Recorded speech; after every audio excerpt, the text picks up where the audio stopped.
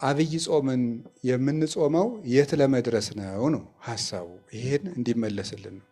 አብይ ጾምን የምንጾመው የት ለመድረስ ነው? መቼስ 40 ቀን እየጾምን ነው። 40 ቀን ጾመን የት ነው የምንደርስ? እና እሱን እንድናውቅ ነው። አብይ ጾም የሚባለው ጾም ታውቃላችሁ። ጾም ማለት መከልከል ነው። ተከልኦተ ብእሲ እመብል፣ የሰው ልጅ በጊዜ እውቅ በታወቀ በተሰፈረ በተለካ ጊዜ ከመብል መከልከሉ ጾም ይባላል። በታወቀ ጊዜ ጾም ማለት ባጭሩ መከልከል ማለት ነው። ፍትሕ መንፈሳዊ አንቀጽ 15 ቁጥር 1 ላይ እንደተጻፈው ጾም መከልከል ነው። መከልከል ነው ጾም። ይሄ ፍቹ ዝም ብሎ ዘይቤያዊ ፍቹ ነው። ግዕዙ ወደ አማርኛ ሲተረጎም ነው መከልከል የሚሆነው። መንፈሳዊ ፍቹ ግን ጾም ምንድን ነው? ጾም ምን ይመስላችኋል? ጾም ሰማያዊ መልካችንን መጠበቅ ነው። ሰማያዊ መልካችንን እኛ የተፈጠርነው በማን መልክ ይመስላችኋል? ኦሪት ዘፍጥረት ምዕራፍ 1 ቁጥር 26 ላይ እንደተጻፈው በማን መልክ ነው የተፈጠርነው? በእግዚአብሔር መልክ ነው የተፈጠርነው። በእግዚአብሔር አርአያና መልክ ከተፈጠር እግዚአብሔር ይበላል አይበላም? ጥያቄው ራሱ መልሱ እንጂ አይበላም አይደል እንዴ? ይበላል አይበላም? አይበላም። እና ምን ጾመው ወደ የትኛው መልካችን ለመሄድ ነው? እግዚአብሔርን መስለን ስለተፈጠር ወደማይበላው መልካችን ለመሄድ ነው። መጨረሻ ላይ መንግስተ ሰማያት እንበላለን አንበላም? አንበላም። እና ወደዚያኛው ዝግጅት እያደረግን ነው። ጾም ማለት ወደ ትክክለኛ መልካችን መመለስ ማለት ነው። ወደ ተፈጥሯችን መመለስ ነው። ይሄ የሚበላው ስጋ ራሱ መጨረሻ ላይ በማይበላ ህይወት ነው የሚኖረው። ስለዚህ እግዚአብሔርን ወደምንመስልበት መልክ መሄድ ነው ጾም ማለት። ሰማያዊነት ነው።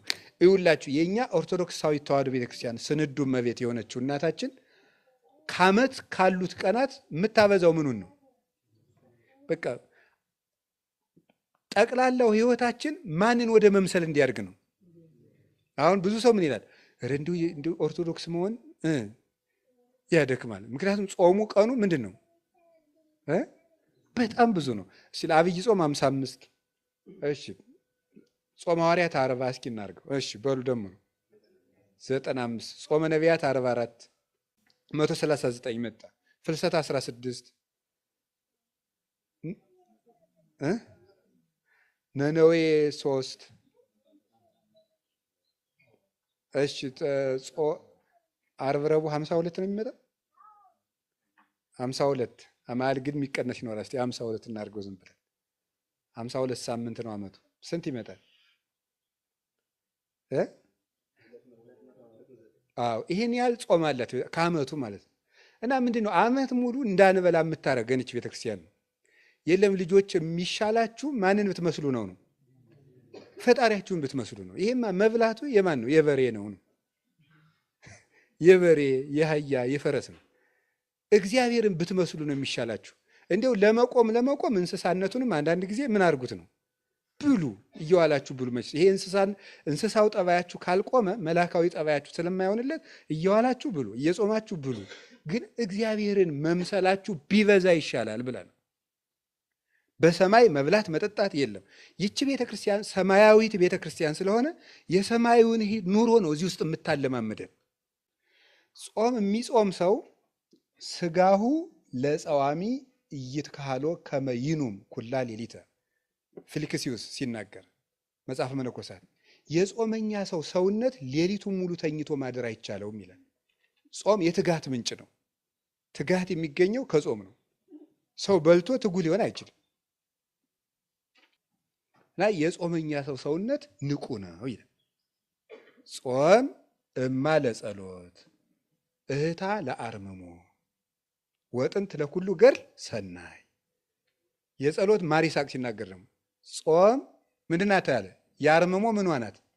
እህቷ ናት ይላል። ታላቅ እህቷ ናት።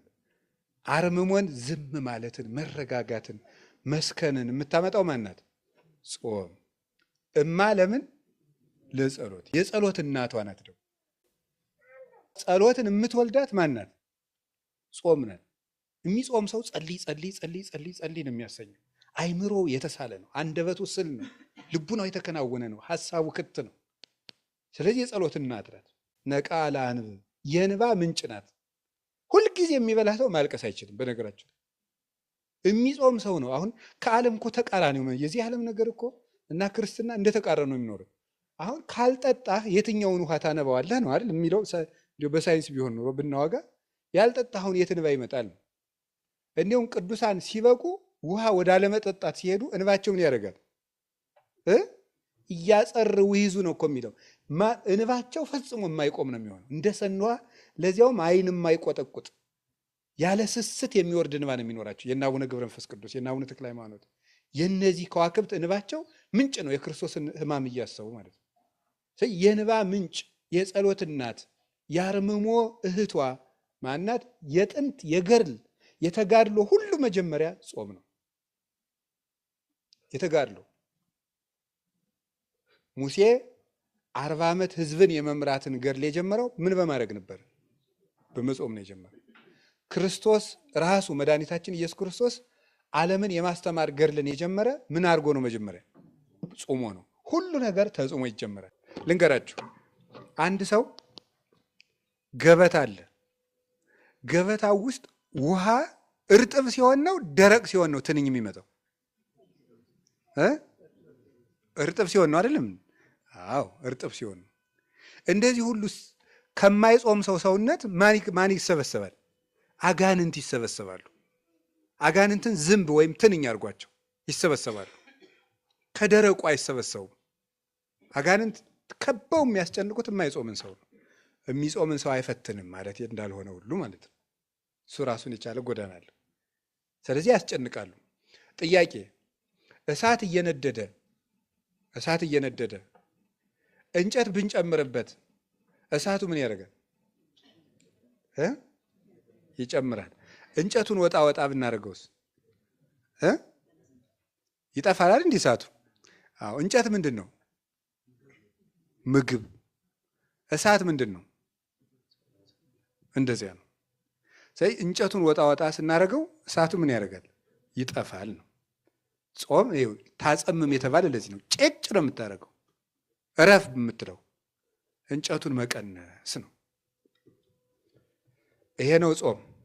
ከዚያ አብይ ጾም እንፈታ ነው። አብይ ጾም ደግሞ ታላቅ ጾም፣ ከጾም ደግሞ በላይ ታላቅ ጾም የተባለው ጾም ነው። ይሄ ለምንድን ነው አብይ ጾም ታላቅ ጾም የተባለው የሚለው? እንግዲህ አብይ ማለት ታላቅ ማለት ነው። ጾም ነው፣ ፈታ ነው። ጾም ማለት ይሄ ነው ብለናል። አብይ ጾም ታላቅ ጾም ነው። ለምንድን ነው ታላቅ ጾም የተባለው? የመጀመሪያው የጾመው ምንድን ነው? አብይ እግዚአብሔር ነው የጾመው። አብይ እግዚአብሔር መዝሙር 145 ቁጥር 5 ላይ መዝሙር 146 ቁጥር 5 ላይ አብይ እግዚአብሔር ወአብይ ኃይሉ ወአልቦ ሁልቁ ለጥበቢሁ ይላል። እግዚአብሔር ታላቅ ነው፣ ኃይሉም ታላቅ ነው፣ ለጥበቡም ቁጥር ስፍር የለውም ይላል። እግዚአብሔር ታላቅ ነው፣ ኃይሉም ታላቅ ነው፣ ለጥበቡም ቁጥር ስፍር የለውም። እግዚአብሔር ታላቅ ነው፣ አብ ነው። ኃይሉም ታላቅ ነው፣ ወልድ ነው። ለጥበቡም ቁጥር ስፍር የለውም፣ መንፈስ ቅዱስ ነው። ስለዚህ እግዚአብሔር ታላቅ ነው፣ ኃይሉ ታላቅ ነው ሲባል ክርስቶስ የእግዚአብሔር ኃይል ይባላል። አንደኛ ቆሮንቶስ ምዕራፍ 1 ቁጥር 26 ላይ እንደነገረን እስመ ክርስቶስ ኃይል እግዚአብሔር ውእቱ፣ ክርስቶስ የእግዚአብሔር ኃይል ነው። የእግዚአብሔር ኃይል ይባላል። የአብ ኃይሉ ይባላል፣ ክንዱ ይባላል። የሰው ኃይሉ በክንዱ እንዲገለጥ የአብ የመንፈስ ቅዱስ ኃይላቸው በወልድ ተገልጧልና ይላሉ ሊቃውንቱ። ስለዚህ አብይ እግዚአብሔር ታላቅ የሆነ ገናናው እግዚአብሔር የጾመው ጾም ስለሆነ አብይ ጾም ይባላል። ደስ አይላችሁ? እግዚአብሔር የጾመውን ጾም መጾም ማለት ነው። ንጉሱን ተከትሎ መዝመት ማለት እኮ ነው። ዘመቻችን አጋንንትን ለመዋጋት ነው። ንጉሱን ተከትሎ የምንከተለው ንጉስ ደግሞ በረሃብ ብንከተለው ጦም የሚያሳድር አይደለም። ራሱን የህይወት እንጀራ አድርጎ የሚመግብ ነው። ከክርስቶስ ጋር የጾመ የሚመገበው ክርስቶስ ነው። ከክርስቶስ ጋር የጾመ ሰው። ስለዚህ ገናና ጾም የሚያሰኘው የምንጠግብበት ነው። የምንጠግበው ክርስቶስን ነው። ከንጉሥ ጋር የተራበ ንጉሱ በነገሰ ጊዜ የንጉሥ ማዕድ ይሳተፋል። ከክርስቶስ ጋር የተራበ ሰው ክርስቶስን መመገብ ይችላል። ይሄ ጾም የምንራበው ከክርስቶስ ጋር ነው። ጾመ ነቢያትን ስንጾም ነቢያትን የእናንተ ረሃብ ረሃባችን ነው ማለታችን ነው። እናንተ ጽድቅ ፍለጋ ነው የተራባችሁ ነው። እንሳተፋችኋለን አባቶቻችን። ሐዋርያትን ስንጾም የእናንተ ረሃብ ረሃባችን ነው። እናንተ ተርባችሁ ያገኘታችሁን ጸጋ እግዚአብሔር ይስጠን ነው። አብይ ጾም ስንጾም ግን እግዚአብሔር ሰው ሆኖ የተራበው ረሃብ ረሃባችን ነው ለማለት ነው። ያንተ ረሃብ ረሃባችን ነው ማለታችን ነው። ይሄን የምንሳተፈው የክርስቶስን ረሃብ። ስለዚህ ንጉሥ ክርስቶስ ስለ ጾመው አብይ ጾም ይባላል። በገጠር ሁዳዴ ጾም ይባላል። ሁዳዴ ጾም ሰምታችሁ ታውቃላችሁ አይደል? ሁዳድ ማለት የንጉሥ እርሻ ማለት ነው። ሁዳድ ኮድድ፣ ኮደደ፣ መኮደድ ይላሉ እነሱ ናቸው እንደሚሉት። ልታስኮድደኝ ነው ይላል። ኩዳድ እርሻ ሄዷል እገሌ ከተባለ የትልቅ ሰው የባለስልጣን እርሻ ሊያርስዷል ማለት ነው። የንጉሥ እርሻ በዚያ መቅረት በጣም ከባድ ነው። እዚያ እርሻ የቀረ ሰው ሊኖር ነው ላይኖር ነው። ምክንያቱም የማን እርሻ ነው? የንጉሥ እርሻ ነው። እና ሁዳዴ ጾም ሰፊ እርሻ ማለት ነው። የንጉሥ እርሻ ሰፊ ስለሆነ አገሩ ሁሉ ነው የሚሰማራበት። ይሄ የንጉሥ ክርስቶስ እርሻ ነው። ይሄ ጾም ንጉሥ ክርስቶስ የጾመው ሰው ሁሉ ለንጉሱ የሚገብረው ከንጉሱ እርሻ በመገኘት ነው። ለክርስቶስ ፈቃዳችን የምንገብርበት ጾም ነው። ይሄ ለራሱ ለንጉሱ ለክርስቶስ ለንጉሱ በዚህ ሰፊነቱ 55 ነው። በዚህ ተገኝተን ፈቃዳችን ለክርስቶስ የምንገብርበት ነው። በነገራችሁ ላይ ስነ ምግባር አንድ ሊቅ ሲናገር ስለ ምንኩስና ሲናገር ምን ይላል? ምንኩስና ለመለኮታዊ ፍቅር የምናደርገው ሪያክሽን ነው ይላል። ማለት ምልክት ነው፣ መልስ እንደማለት ነው። አንዳንድ ቃል ስለማይገልጽ ነው ዝም ብዬ እንዳለማመጣው ማለት ነው። ግን ድሃ በሆነ ቋንቋ እያርኩት ነው። ምንኩስና ለመለኮታዊ ፍቅር የምናሳየው ግብረ መልስ። ጥሩ አድርገህ ገልጸዋል። ለመለኮታዊ ፍቅር አንተ ለእኛ እንዲሆንክልን እኛም ለአንተ አንተን ፍለጋ እንዲንሆናለን እንደማለት። ብድር መመለስ አይደለም፣ ፍቅሩን መከተል ነው። ለፍቅር ምልክት ማሳየት ነው። እግዚአብሔር ለሰው ልጅ ላደረገው ፍቅር የምናሳየው ምልክት ነው። ዘመድ ይቅርብን፣ ገንዘብ ይቅርብን፣ ትዳር ይቅርብን ተብሎ አንተ ሁሉን ትተህ እንደመጣ ያንተ ፍቅር ሁሉን ያስተዋል እንደማለት ያለ ነው። ለዚህ ነው የሚመሰረት እንጂ ስጋን ለመቅጣት አይደለም። ጾምም እንደዚህ ነው። አንተ ለእኛ ብለህ ተራብክ ተብሎ ለዚህ ረሃብ የምናሳየው የፍቅር ምልክት ነው እንጂ አብይ ጾመን የእኛ ጾም ያጸድቀናል ማለታችን አይደለም። የእኛ ጾም ያጸድቀናል ማለታችን አይደለም። ለፍቅሩ የሃይማኖት ስራ ራሱ ተግባር፣ ስነ ምግባር ማለት አሁን አንዳንድ ሰዎች ይላሉ ከዚህ ከእኛ ቤተክርስቲያን ውጭ የሆኑ ሰዎች ስነ ምግባር እንስራ እንዲናርግ ሲባል በእኛ ስራ እንድንም በእኛ ስራ እንድንም ጉጭ ማለት ግን መጎለት ግን ለዚያ ፍቅር ምልክት አለማሳየት ነው። ቢያንስ መውደዳችን እንግለጠው ነው። የምንሰግደው ለሱ ፍቅር የሱን ፍቅር ለማሳየት ነው እንጂ የእኛ ስግደት መንግስተ ሰማያትን የሚገዛልን ሆኖ አይደለም። የምንቆመው የእኛ ቁመት መንግስተ ሰማያትን ሊገዛት አይደለም። ለፍቅሩ ምልክት ማሳየት፣ በሱ የማመናችን ማህተም ማሳየት ነው። አዎ ቃልህ እውነት ነው፣ ነገርህ የታመነ ነው፣ ለእኛ መሞት የታመነ ነው። ለዚህም የምናሳየው ፍቅር ይሄ ነው። ያንን በጎ ስራ የፍቅር ውጤት ነው። እስመ ምግባራት ሰናያት ይትወለደ እምፍቅር፣ በጎ ስራ የሚወለደው ከፍቅር ነው ይላል ቅዱስ ዮሐንስ አፈወርቅ በድርሳኑ ብርሃነ ሲተረጉም። በጎ ስራ ከፍቅር ነው የሚወለደው። ለምንወደው ነገር ነው በጎ መልስ የምናሳየው። ለምንወደው ክርስቶስ የምናሳየው ነው አብይ ጾም እና ትንሽ ትልቁ ሁሉንም ጾም መጾም አለበት። ይሄንን ደግሞ በተለየ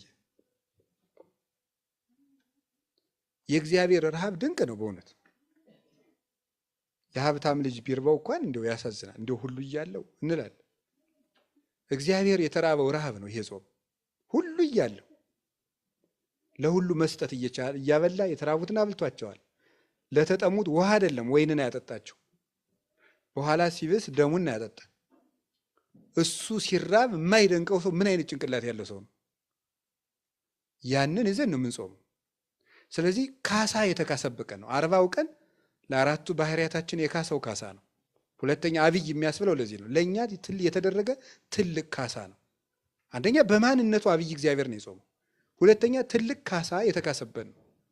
በልተን ላመጣነው ዕዳ ጾሞ እየካሰልን ነበር ክርስቶስ።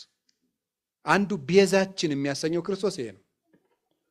እየበላን ነበር ሞት ያመጣን፣ እሱ ጾሞ ካሳ ካሰልን እና ትልቅ ዋጋ ነው የተከፈለልን። ሶስተኛ ታላቁን ጠላታችን ነው ድል የነሳልን አይደል? በዚህ ጾም ማን ነው? ዲያብሎስ።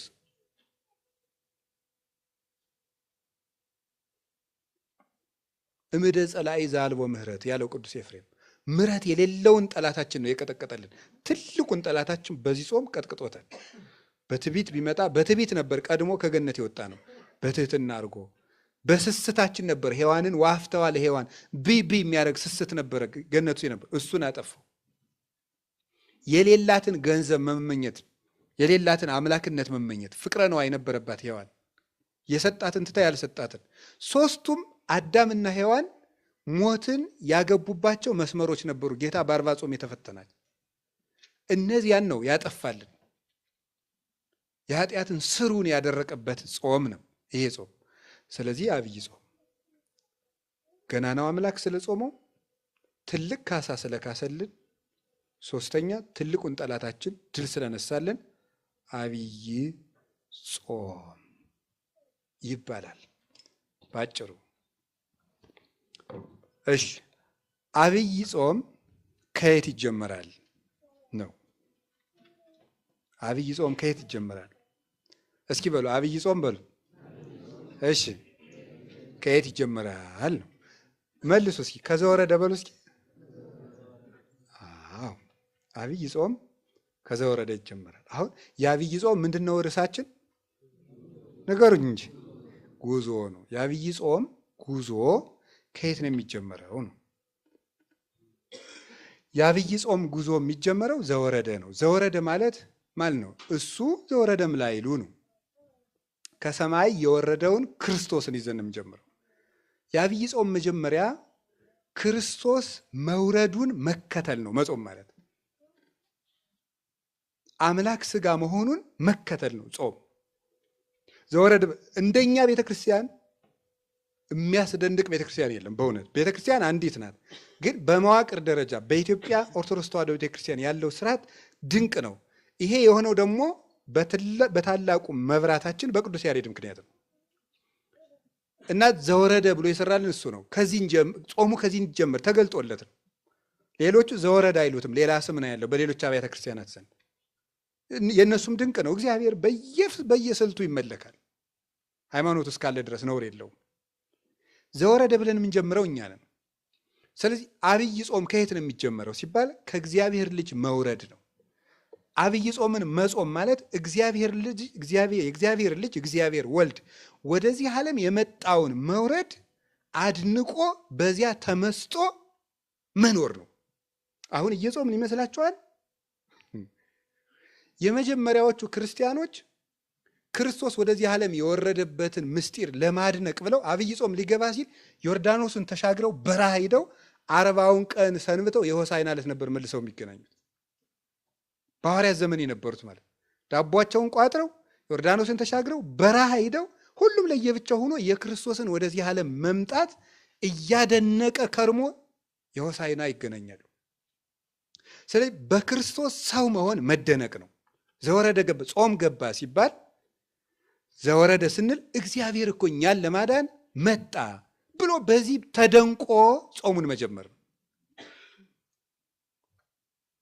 አላችሁ አይደለም?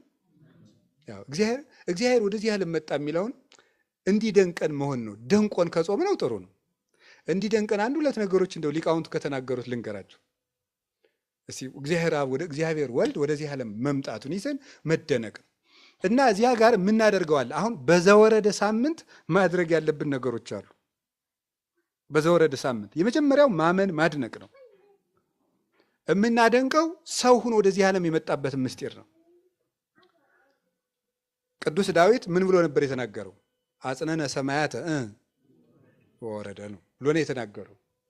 የሚያስደንቅ ነገር ነው። ለምንድን ነው ሰማይን ዝቅ ዝቅ አድርጎ መጣ የሚለው? እስኪ በሉ። ሰማይን ዝቅ ዝቅ አድርጎ መጣ። አንድ የበረሃ መነኩሴ የተናገረውን ንገራቸው። ለሰው ልጅ ደግሞ ትሕትና ምንድን ነው አለ። እኔ በጣም ነው የሚደንቀኝ የዚህ መነኩሴ ንግግር ስሰሙ። ለሰው ልጅ ትሕትና አይገባውም፣ ለሰው ልጅ የሚገባው አቅሙን ማወቅ ነው ይላል። ምክንያቱም አፈር ትሕትና የለውምና ይላል። ምክንያቱም አፈር መጀመሪያ ምን ያደርገ ነው? የወደቀ ነው። አፈር ወዴት ዝቅ ይላል? ትቢያ አይደለ? አንተ የተፈጠርከው ከምንድን ነው? ከአፈር ነው። አንተ ትሁት ልትባል አይገባም። አንተ አቅምህን ነው ማወቅ ያለብህ። ትሁት ሊባል የሚገባው ማን ነው? ክርስቶስ ነው።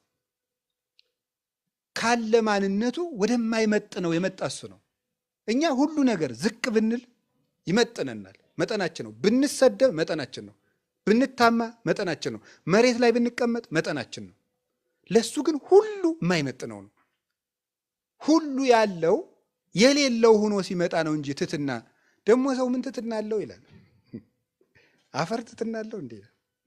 ሰው እኮ በነገራችን ላይ አይ ነፍሱ ወደ ክርስቶስ እየቀረበች ስትሄድ ራሱ የራሱ ባደድ ከራሱ እንትን ነው የሚወጣ። እዚህ ቅርፍት ታውቃላችሁ? የእንቁላል ቅርፍት።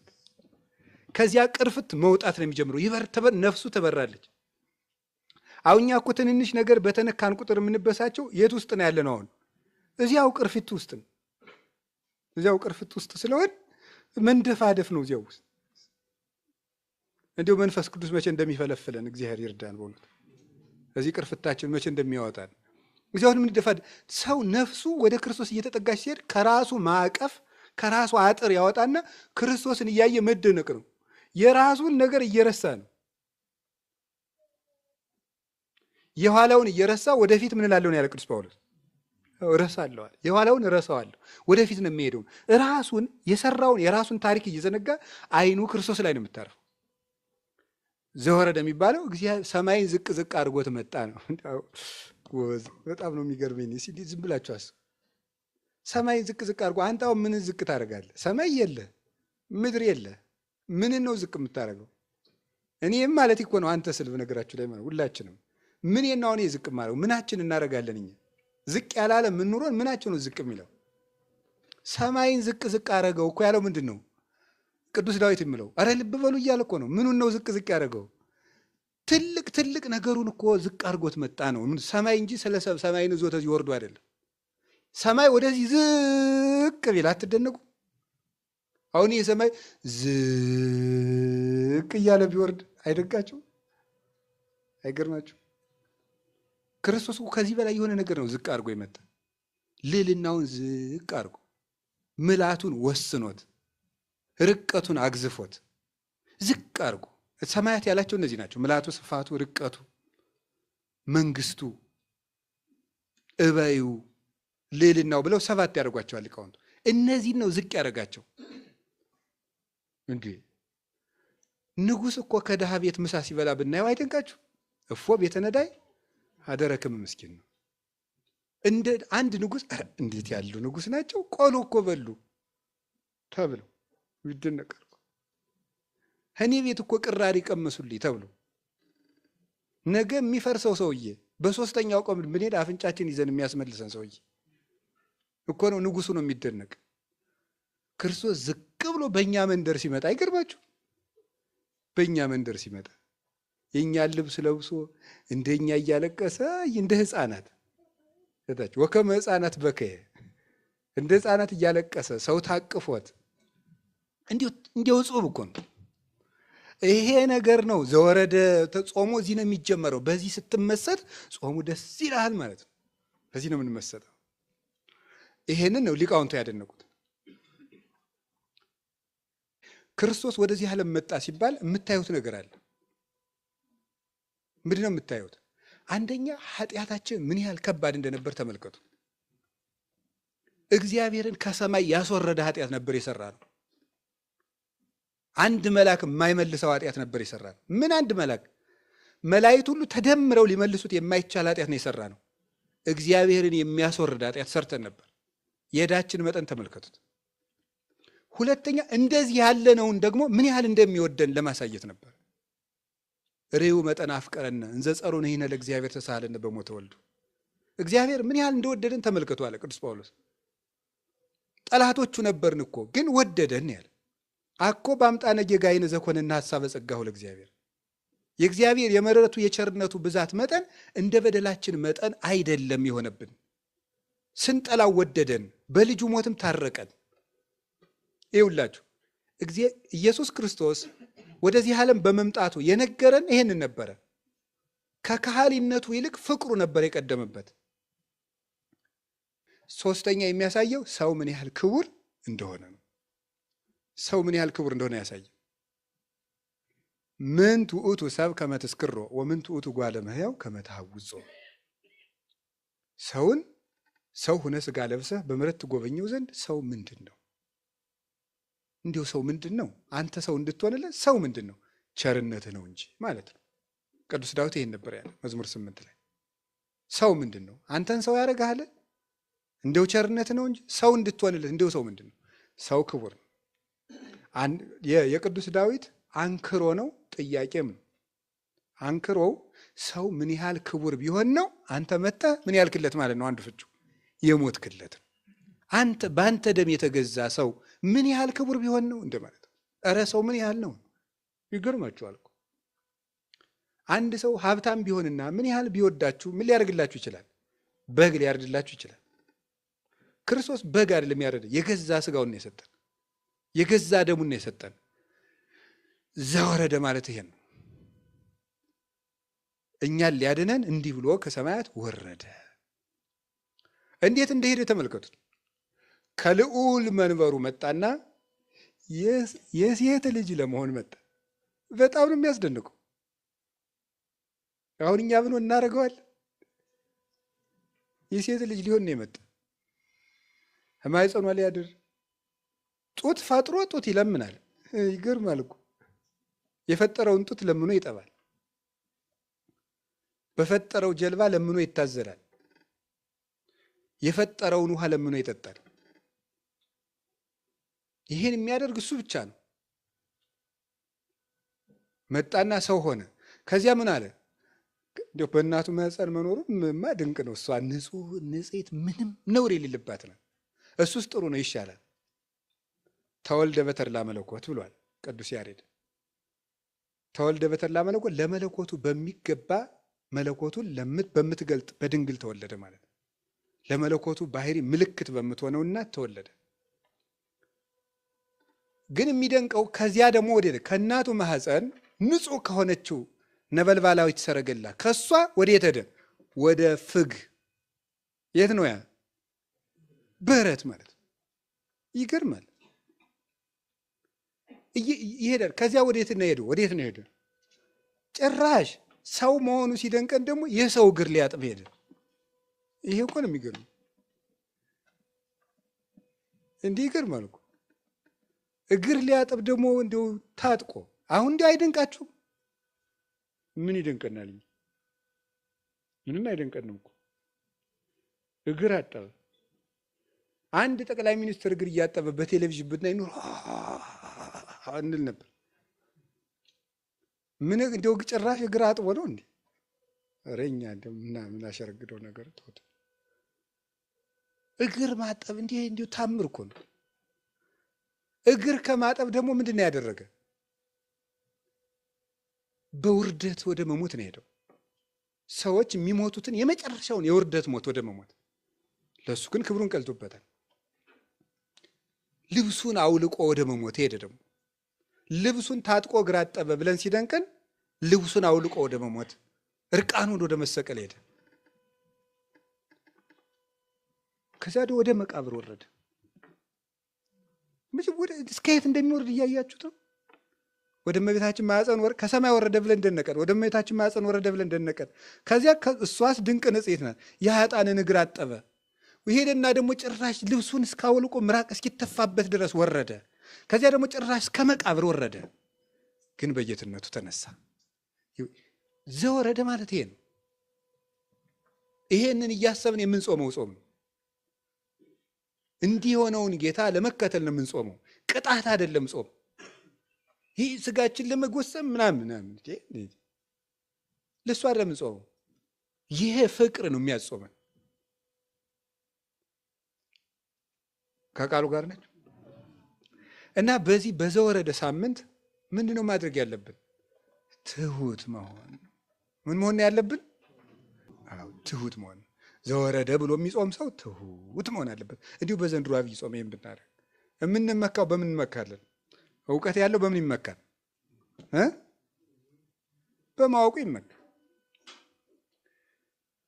ዘር ያለው በምን ይመካል? በዘሩ ይመካል።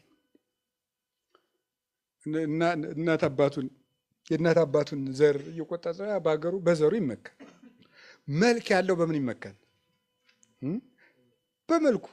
አንዳንድ መልከኛ እንደውም መልኩን ሌሎች ሰዎች እንዲነግሩት ከፈለገ በደንብ ሰሞኑን አመድ መሰልኩ እናንተ ይላል። ምን ለማለት ይመስላችኋል?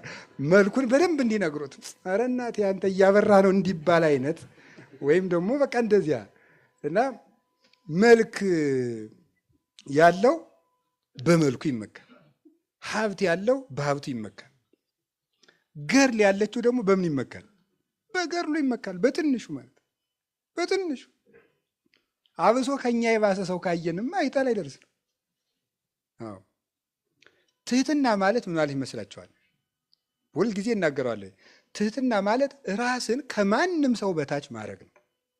ማንም የሚለውን አረፍተ ነገር ተመልከቱት፣ እዩት። ከማንም ሰው አሁን የእጅ ፓትርያርኩን ጫማቸውን ብስም ትህትና ነው? ልክን ማወቅ ነው። ህግ ነው። ይሄ ሲጀመር ርት ነው፣ ህግ ነው እንጂ ትህትና አይደለም። እና ድሮ ስላልስም ነው ፓትርያርክ አባቴ መስለውኝ። ይሄ ትህትና አይደለም። ኤጲስቆጶስ ለጳጳስ፣ ጳጳስ ለፓትርያርክ፣ ደቀ መዝሙር ለመምህሩ፣ ልጅ ለአባቱ የሚያደርገው ትህትና ይባላል። ትህትና የሚባለው ከኛ ለሚያንስ ሰው የምናደርገው ነው። እኛ የያዝነውን ነገር ያልያዘ ሰው ስናይ አንተ እየጾምክ ለሚበላ ሰው ትሁት ትሆናለህ ወይ ነው። ሰማችሁ? እያወቅክ የማያውቅ ሰው ሲናገር ትሰማዋለህ ወይ? እሱ ነው እያወቅክ የማያውቅ ሰው። ትህትና የሚባለው እሱ ነው። ለትልቅ ሰው እየታዘዝክ ለትንሽ ሰው እምቢ አትልም ወይ? እሱ ነው። እኔ ሳዛችሁና መቼስ እዚህ ወንበሩ ስላለው ነው። የሆነ ደግሞ በቃ በእናንተ እይታ ተራ ሰው የሆነ ሰው ብታዙት ቢያዛችሁ እኩል ትሰማላችሁ? ሌላው ቀርቶ ስብከት፣ አሁን እኔ ስሰብክና እዚህ ደግሞ አንድ ሰው ተነስቶ ቢሰብክ እኩል ትሰማላችሁ? እኔ ትልቅ ነኝ አይደለም ጨዋታው። እኔ እንደዚህ አይነት ነገር አልልም፣ እግዚአብሔር ያውቃል እያልኩ ያለሁት እኛ በህሊናችን ምን ስለው ሰው አለ። መቼስ ከዚህ ስለተቀመጥኩ መምህር ልትሉ ትችላላችሁ። ከዚህ ያነሰ ሰው የምትሉት በእናንተ ግምት የምትሉት ሰው አሁን ቁሞ ዛሬ የሚያስተምረን ቢባል ዝም ብሎ አንድ የሆነ ሰው ማለት ነው ምን ትላላችሁ ነው? ይህ እኮ ነው ችግራችን ማለት ነው። ቀድመን ሰው እንደማይረባ እንወስንበታለን። ልቡን ማን እንዳሳየን አላውቅም። ይገርማል እኮ እገሌ እስከዚህ ነው ብለን ልኩን አውጥተን ሰፍረን 80 ኪሎ 100 ኪሎ ብለን ራሳችንም እንደምረን ጨምቀንሰን ጽፈን እንጨርሳለን። ከዚያ በኋላ አንሰማም። አንዳንድ ጊዜ ከኛ ከናቅናቸው ሰዎች እውነት ይገኛል። ሶስና ስትገደል ታውቃላችሁ። ልትገደል ተብሎ ሲፈረድ አንድ ወጣት ልጅ አይደል እኔ ከዚህ ሴት ከደሟ ንጹሕ ነኝ ያለ ከረበናቱ ሁሉ ይልቅ ዝም ብሎ ከወጣቶች ጋር ያለ አንድ ልጅ እስከዚያ ተሰምቶ የማያውቅ ልጅ ማን ነው? ዳንኤል ነው። እዚያ እኮ ነው ልዕልናው የተገለጠ። እስከዚያ ድረስ የለም። ሁሉ ሰው በሀገር ያለው ህዝብ ሁሉ ሶስና ትገደል ትገደል ትገደል ትገደል ብሎ ወስኗል። ያ ሰው ምና እኔ ከደሟ ንጹሕ ነኝ ምንድን ነው ያሉት? እስኪ በል እንስማ። እስመ እግዚአብሔር አልሐቀከ በማእከሌነ፣ እግዚአብሔር ከኛ በላይ አድርጎሃል፣ እስቲ ተናገር አሉት። ቆይ እኔ ልፈትናቸው እነዚያን ሰዎች። ፍትህ ገለጠ ማለት ነው። እውነት ከማን እንዳለች ከትልቅ ሰው ይሁን ከትንሽ ሰው፣ ከለበሰ ይሁን ከተራቆተ፣ ከተሾመ ይሁን ከተሻረ፣ እውነት ከሁሉም ሰው ትመጣለች። ጆሮን ለማንም መክፈት፣ ዓይንን ለሁሉም ሰው ለአንዱ ከፍ ለአንዱ ዝቅ አለማድረግ፣ ራስን ከሰው ጋር አለማነጻጸር፣ ለገሌ እንዲህ ተደርጎ ለእኔ ሳይደረግልኝ አለማለት፣ አዎ ለገሌ ይገባዋል እኔ አይገባኝም ማለት፣ ነቀፋን በምስጋና መቀበል፣ ትልቅ ቦታ ሳይሰጠኝ አለ ማለት ትትና ይኖር። እስቲ ለክርስቶስ የቀረበ ወንበር አምጡ አለ ነገሩ እንጂ አለ ወይ? እስቲ ክርስቶስ የተወለደበትን የወርቅ አዳራሽ አምጡት አለ በሉ ነገር እንጂ የለም። እኛ እንኳን በአቅማችን እኮ ስሞት በዚህ ገንዙኝ እንላለን። እሱ ለአሟሟቱ እንኳን ክብር ሰጥተውታል እንዴ? አልሰጡትም እኮ። በዝቅተኛ ኑሮም ልንኖር እንችላለን። መከራን በምስጋና መቀበል ነው። ውሃ ለምኖ ሐሞት ነው የተሰጠው አይደል እንዴ? አንዳንድ ጊዜ በጎ እየሆንኩ ለምንድን ነው መራራ ነገር የሚገጥመኝ ልንል እንችላለን። ክርስቶስ ውሃ ለመነ፣ የሰጡት ምንድን ነው? ሐሞት ነው። ከዚህ ዓለም ውሃ ስትለምኑ ሐሞት ሊቀርብላችሁ ይችላል። ይህ ዓለም እንደዚህ የሰጠነውን አይሰጠንም፣ የጠየቅነውን አያመጣም። ግፍ ነው የሚሰጠን ዓለም። በኦሪት ዘዳግም ላይ 2 አይነት ሚዛን በቤት ውስጥ አታኑር ይላል። ይገርማል። ሊቃውንቱ የሚሉት ነገር ማነው? እግዚአብሔርም ያለው ነገር ሊቃውንቱም አድርገው የሚተረጉሙትን ብትሰሙት ታምር ነው። ስንት አይነት ሚዛን ነው የሚለው? 2 አይነት ሚዛን። 2 አይነት ሚዛን ማለት ምን ማለት ነው? ለሌላው ምን አድርገህ የምትሰፍርበት ነው? ጠበቅ አድርገህ የምትሰፍርበት፣ ለአንተ አነስ አድርገህ የምትሰፍርበት ልብ አይኖርህ ነው። ለሌላው ይህን አድርጉ ብለህ ካዘዝክ ለአንተም ደግሞ ያኑ ሚዛን እኩል መዝነው ነው። ያው ንስሐ አባት 40 ሲሰጥ 40 ይሰግዳል። ታውቃላችሁ አይደል? አታውቁም? አባቶች እኮ ንስሐ አባት ሁኑ ሲባሉ ለምን እምቢ እንደሚሉ አታውቁም? መከራ አለዋ። እንዴት ብሎ ንስሐ አባት ይሆኑ ይመስሏችኋል እናንተ? ስግደት አላት እኮ። ካቃተው ቢያንስ 40 ከሰጠ ስንት ይሰግዳል? 20 ይሰግዳል ቢያንስ። ስለዚህ ስግደት ሰጥቶ ቁጭ የለም። አንዳንድ ጊዜ እንደው የቄስንም ድካም እንድታውቁት ብዬ ነው። በዚያው እናንተ እንደውም የምትባሸቁት ቄሱ ንስሐ ስቀጥራቸው ይጠፎኛል፣ ስሰማቸው በትክክል ስነግራቸው በትክክል አላዳመጡኝም ምናምን እንደዚህ በቃ ዝም ብሎ የመክበስበስ ጉድ ማለት ነው። ስንት ጉድ ነው ተሸክሞ የሚኖረው ሰው ቄስ እኮ። 2 አይነት ሚዛን በሰፈርከው ቁና ለራስህም ስፈር ነው። ስለዚህ አሁን እኔ የምነግራችሁ ምንድን ነው? ግብዝነት የራስን ኃጢአት አስቀምጦ የሰውን ኃጢአት ሲለቅሙ መዋል። እንዲያውም እንደዚህ ያለ ሰው ምን አይነት ሰው ነው ይባላል መሰላችሁ? በሰው የሚፈርድ ሰው፣ የራሱን ኃጢአት ትቶ በሰው የሚፈርድ ሰው የክርስቶስን ስልጣን የቀማ ከሃዲ፣ የክርስቶስ ተበላላጭ ወረኛ ንጉሥ ነው ማለት ነው። አብሳን ወኩሎ ኩነኔው አወፈ ወለወልዱ፣ አብ እንኳን መፍረድን ለልጁ ሰጠው ተብሎ ሳለ አንተ በሰው የምትፈርድ ከሆነ የክርስቶስን ስልጣን ቀምተሃል፣ የመፍረድ ስልጣን ያለው እሱ ነውና ይላል። ዜና ላይ አባቶች እንዲህ ብለው ነው የተናገሩ። ስለዚህ ከግብዝነት እግዚአብሔር ያወጣል። ሌላ ደግሞ አለ። ሌላው ደግሞ ምንድን ነው? ትልልቁን መዋጥ፣ ትንንሹን ማጥራት። ትልልቁን መዋጥ፣ ትንንሹን ማድረግ ማጥራት። እንዲው ታምር ነው ብቻ። ጻጾተ ትነጥፉ ገመለ ትውህጡ፣ ግመል ትውጣላችሁ መርፌ ምን ትላላችሁ አለ፣ ታጠራላችሁ አለ፣ መርፌ ትለቅማላችሁ አላቸው። ይሄ ነው አንዱ ግብዝነት የሚባለው። ግብዝነት ትልቁን መዋጥ ማለት ምን ማለት ነው? ለምሳሌ በትንንሽ ነገሮች ምን እናደርጋለን? እንጣላለን። ትልልቅ ነገሮችን ግን ትተናቸዋል። እየሰማችሁ ነው?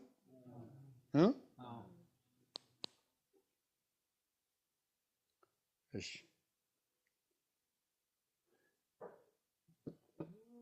በቃ አልዘለው እንደሱ ነው። በቃ ለምሳሌ እንገራችሁ፣ ቡና ይጠጣል አይጠጣም?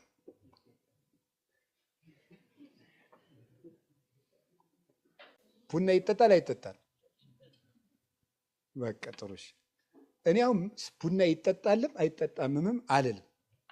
መልሱ ሌላ ጊዜ እነግራቸዋለሁ፣ ርዕሰ ጉዳይ ስላልሆነ ማለት ነው። ግን በቡና መጨቃጨቅ ራሱ ኃጢአት አይደለም? ልንገራችሁ፣ እውነቴን እኮ ነው። ትንሹን መልቀም ማለት ምን አለው? ነፍስ መግደል አለ የለም? አለ። ጥንቆላ የለም? መጠን ያጣ ግብረ ሰዶማዊነት የለም? አለ። ዘረኝነት የለም? ክደት በዝቶ የኢትዮጵያ ምዕመናን በሙሉ ወደ ክደት እየተወሰዱ አይደለም? በየሜዳው ሄደው እዚያ የሚዘለው የሚጨፍረው እኮ ከኦርቶዶክስ የወጣ ነው። አላያችሁትም? ያ እየተወሰደ እኛ ቡና ይጠጣል አይጠጣም፣ ይጠጣል አይጠጣም። ይኸውልህ ግመል ውጦ ምን መጥፋት ነው? መርፌ መጥፋት ማለት ይሄ ነው። በትልልቅ ርዕሰ ጉዳዮች ላይ መወያየት ሲገባን በምስጢረ ሥላሴ በምስጢረ ሥጋዌ ቤተክርስቲያን እንዴት እንጠብቅ፣ የወጡትን እንዴት እንመልሳቸው፣ ያሉትን እንዴት እንጠብቃቸው ማለት ሲገባን ይጠጣል አይጠጣም። ሊቅነት ሲጀመር ጉዳይ መሆኑ ራሱ እኮ የሚገርመኝ ነው። እየሰማችሁ ነው? አረ እንዲሁ የማንለው ነገር የለም። ብንዘረዝረው ብዙ ምንለው ነገር አለ። አሳ ይበላል አይበላም? በጾም አይበላም። መልሱ ይሄ አይበላም፣ አይበላም። ቅዱስ ጳውሎስ ምንድን ነው የአሳ ስጋ ምንድን ነው ያለ? ሌላ ነው አይደል? የአሳ ጎመን አላለም። የአሳ ምንድን ነው ያለ? ስጋ ነው። ስጋ ነው፣ አይበላም። ግን ይበላል አይበላም? ጉዳይ ራሱ ማምጣት ወደ ቤተክርስቲያን የቤት ስራ ማምጣት በራሱ ስንት ጉዳይ ያላትን ቤተክርስቲያን፣ ስንት መከራ ውስጥ ያለችውን ቤተክርስቲያን ትንንሽ ጉዳዮችን ይዞ መምጣት። ጾሙ በ14 ነው የሚገባ በ15 በቃ ከጾም ከ14 12 ጀምረ ጾም ምንድን ነው በ15 በ14 እያሉ መጨቃጨቅ ራሱ ቅዱስ ሲኖዶስ የወሰነው ውሳኔ አክብሮ መቀበል አንድ። እረ ጾም አንሶኛል ካል ህዳር 1 ጀምረ ጾም። በዚህ ነው የሚገባ። ይሄ በራሱ ግመልን መዋጥ ነው። ይሄ ቤተ ክርስቲያን የቤት ስራ ውስጥ ናት፣ መከራ ውስጥ ናት። ስደት እየተሰቃየች ነው ያለችው። በብዙ ሰዓት እየተጠበሰች ነው። አይን ያለው ሁሉ በቀይ አይኑ የሚያይ ቤተ ክርስቲያን ነው።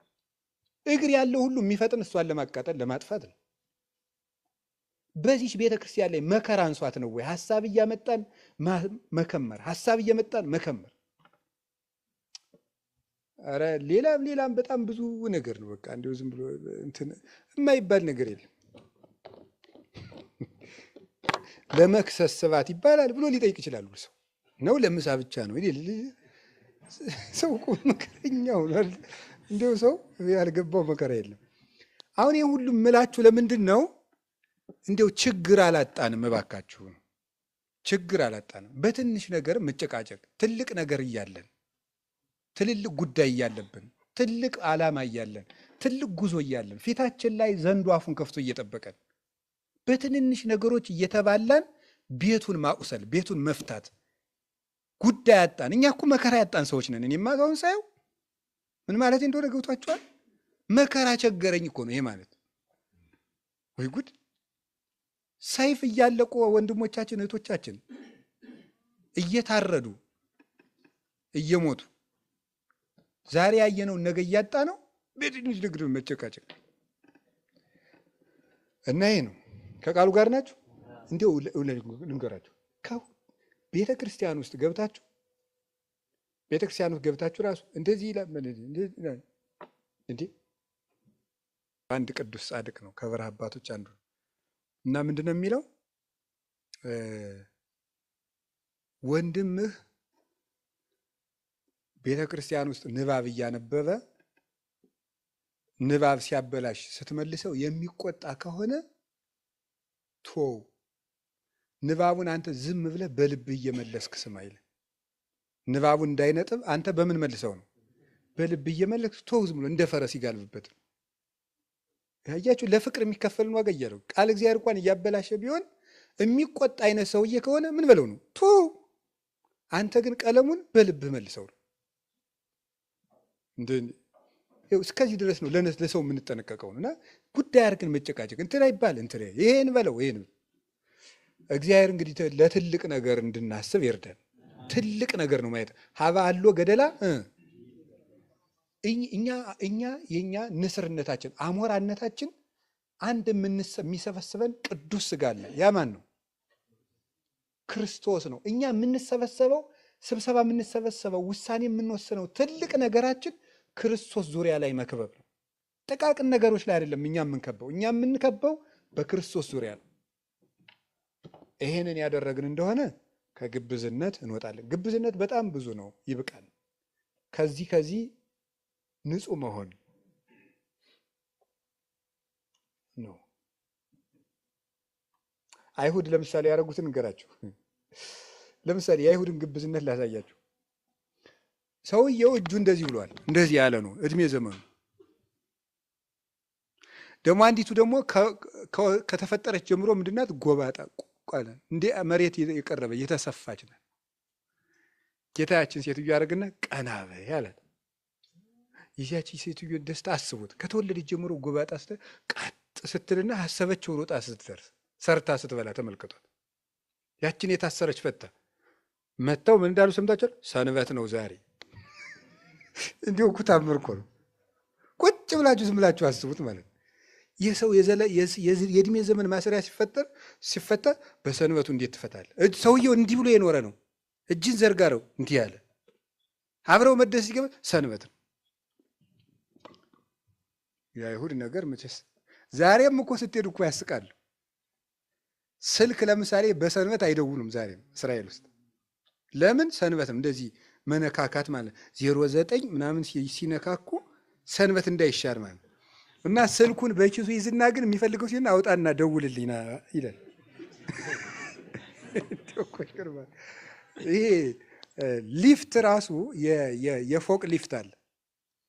የፎቅ ሊፍት ላይ በሰንበት እንትን አይዘጉም ሊፍቶቹ ራሳቸው በሲስተም እንዲሄዱ እንደሚደረግ። ለምን?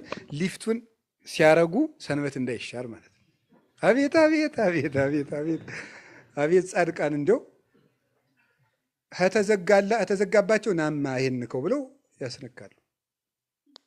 ያው እንደዚህ ዛሬ እኮ ነው። ዛሬ እስራኤል ውስጥ እንደዚህ ነው የሚደረገው። መኪና አይነዱም እንዴ? መኪናማ አይነዱም።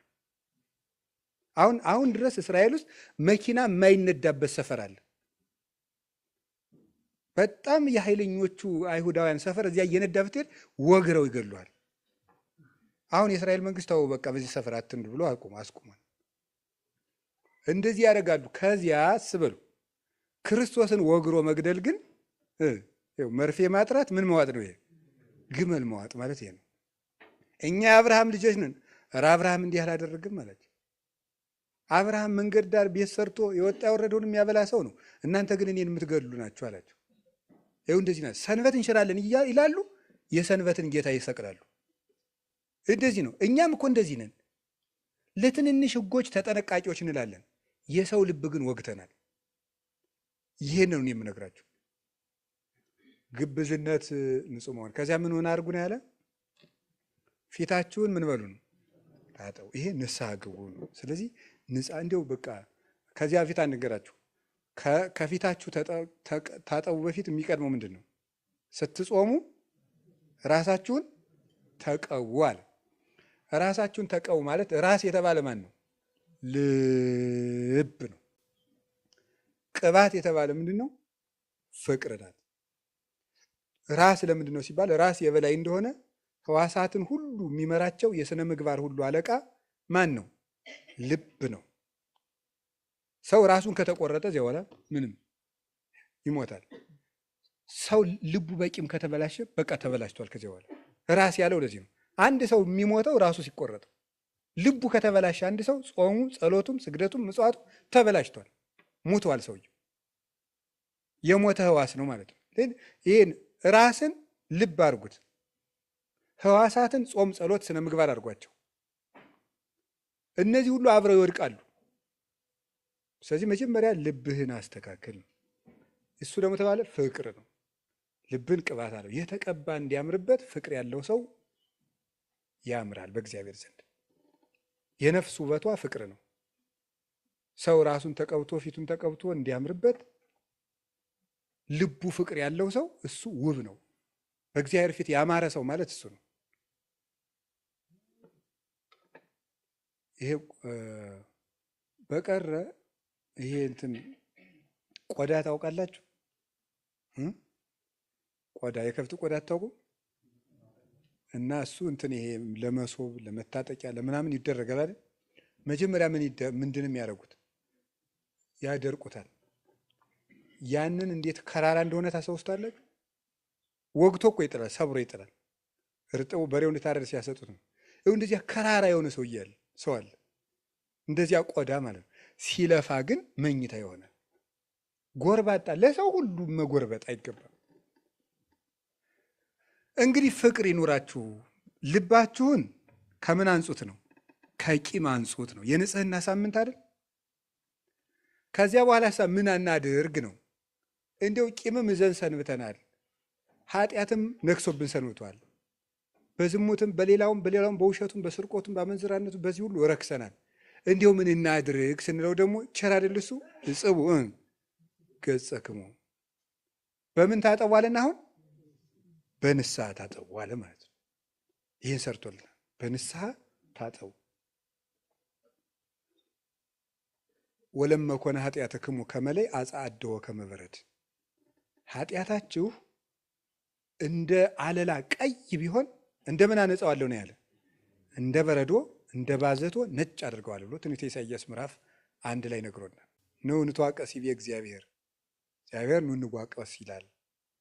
ኃጢአታችሁ እንደ አለላ ቀይ ቢሆን እንደ በረዶ ነጭ አደርገዋለሁ ብሎ ተናግሯል። ስለዚህ እግዚአብሔር በንስሐ የሚምር ንስሐን የሚቀበል መፍቀር የሰው ነው። እግዚአ ኩሉ ፍጥረት ወመፍቀሬ እጓለ እመሕያው ጸጋወነ እግዚኦ ስርየተ ኃጣውኢነ የምንለው ደስ ይላል። ለማበስነ ለከ አው ባይምሮ አው በያይምሮ አው በተናግሮ አው በናይሰ ልብ አው በገቢር፣ በመናገርም ቢሆን በመስራትም ቢሆን በእውቀት ማነስም ቢሆን በልቡና ክፋትም ቢሆን የሰውን ድካም አንተ ታውቃለህና ይቅር በለን። ጸጋወነ እግዚኦ ስርየተ ኃጣውኢነ ባርከነ ወቀድሰነ ወአግዘነ ወረሰነ ፍትዋነ ወጉዛነ ወንጹሐነ የምንለው ለዚህ ነው። እግዚአብሔር እንድንበድል ያውቃል። ስለዚህ ሰውነትን ካሮዬ ስነ ምግባር ለይቶ ንጹህ ማድረግ ደግሞ እስከ ዛሬ ራሳችን ከኃጢአት መለየት ካቃተን በንስሐ ታጥበን 40ውን ጾም በንጽህና እንቀበል። የዐቢይ ጾም ጉዞ በትሕትና ጀምሮ ወዴት ሄደ? አቤት ወደ ንጽህና። እግዚአብሔር ዝቅ የሚል ልብ ሰጥቶ ሰውነታችንን ያንጻን። ትሁት ከሆንክ ምን ትሆናለህ? ትሁት ከሆንክ ለቄሱ ዶ መናዘዝ ምንድን ነው? ቄሱም ሰው እኔም ሰው፣ እሱም ኃጢአተኛ እኔም ኃጢአተኛ ማለት ምን ነበረ? ትዕቢት ነው። ትህትና ሲኖርህ እንድትነጻ ወደ ማን ትሄዳለህ? ወደ ካህኑ ትሄዳለህ። ከካህኑ ስትናዘዝ እግዚአብሔር ያነጻሃል። ስለዚህ ብፁዓን ነዳያን በምን በመንፈስ አለ። ቀጥሎ ምንድን ነው የሚለው? ብፁዓን ምን አለ? ነዳያን። 10 የንስሐ ማዕርጋት ናቸው እዚህ ውስጥ የተቀመጡት። ይሄን ስዘረዝር አልውልም። ብፁዓን ነዳያን አለ። በመንፈስ ነዳያን የሆኑ ሰዎች ምንድን ናቸው? ንዑዳን ክቡራን ናቸው። ራስህን ድሃ አድርገህ ራስህን ንቀህ ዝቅ ስታደርግ ወዴት ትሄዳለህ? እንዳንተ ወደሚበድለው ቄስ ልትናዘዝ ትችላለህ። ከዚያ ነዳይ ራስህን ታደርግና ሂደህ ከቄሱ ብፁዓን ምን የሚሉ እለ ይላሃው ሂደህ ደግሞ ከቄሱ ራስን ዝቅ አድርገህ ታለቅሳለህ ማለት ነው። እስመ እሙንቱ ይትፌስሑ መንፈስ ቅዱስ ትፍሲት መንፈስ ቅዱስ ይመጣና በንስሐ ያዘነውን ልባቸውን ደስ ያሰኛቸዋል ማለት ነው። ስለዚህ ትህትና ወደ ንጽህና ይወስዳል ማለት ወደ ትህትና ይወስዳል። ወደ ትህትና ወደ ንስሐ ይወስዳል። ንስሐ ደግሞ በክርስቶስ ደም ወደ መንጻት ይወስዳል። እንግዲህ በቅድስት ዐቢይ ጾም ከትህትና ወደ ንጽህና ያደርሳል። የሚቀጥለው ደግሞ የት እንደሚያደርሰን በክፍል 2 እናያለን። ጾሙ መጥቷል። በትህትና በንጽህና ከዛሬ ጀምረን ራሳችን አንጽተን እንቀጥል። እግዚአብሔር ሁላችንን የሚያንጻን። ወስብሐት ለእግዚአብሔር። ይቆየን።